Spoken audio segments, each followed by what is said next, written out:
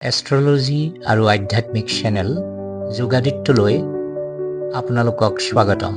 ছিগনেচাৰত আছে অজান তথ্য আৰু আপোনাৰ ব্যক্তিত্বৰ প্ৰতিচ্ছবি। আছে আৰু গ্ৰহৰ প্ৰভাৱ। বিশ্বাস ৰাখক আপুনি পৰিৱৰ্তন হ'বই। ছিগনেচাৰক পৰিৱৰ্তন কৰক আৰু আপুনি গ্ৰহৰ শুভ প্ৰভাৱক আমন্ত্ৰণ কৰক।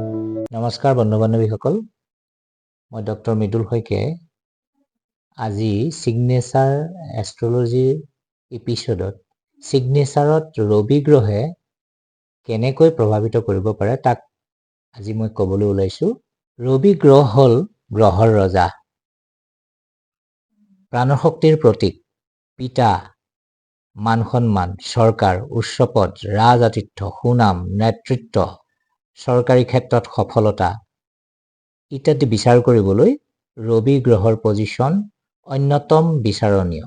ছিগনেচাৰত ৰবি গ্ৰহৰ প্ৰভাৱ বিচাৰ কৰিবলৈ যাওঁতে এক্সপাৰ্টসকলে কয় যে যাৰ ছিগনেচাৰত প্ৰথম আৰু শেষৰ লেটাৰটো প্ৰায় একেই, হেণ্ডৰাইটিং সদায় সুগঠিত হয়, সুন্দৰ হয়, সমান্তৰাল হয় আৰু 180 ডিগ্ৰীত লিখা হয়।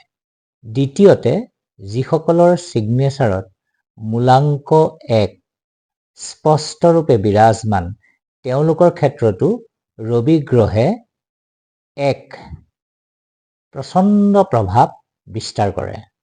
বন্ধু বান্ধৱীসকল,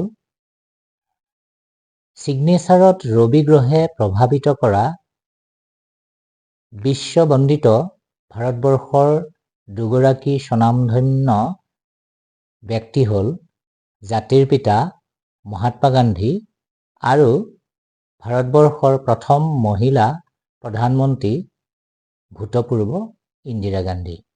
জাতিৰ পিতা মহাত্মা গান্ধীৰ ছিগনেচাৰ বিশ্লেষণ কৰিলে দেখা যায় যে তেওঁৰ ছিগনেচাৰতো প্ৰথমৰ আখৰ আৰু শেষৰ আখৰ প্ৰায় একেই। আখৰ হেণ্ডৰাইটিং বিশেষকৈ সুশৃংখলিত, 180 ডিগ্ৰীত লিখা।